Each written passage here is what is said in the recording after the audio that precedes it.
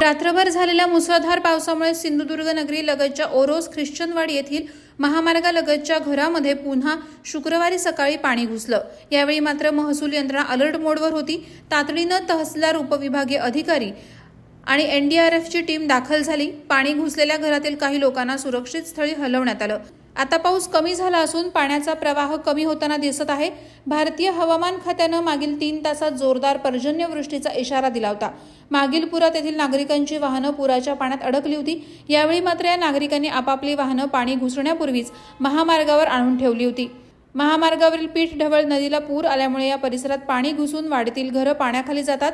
याच पाण्यामुळे जिजामाता सर्कल ते वर्दे या गावाकडे जाणाऱ्या रस्त्यावर पाणी आल्यामुळे हा मार्ग काही काळ बंद ठेवला होता।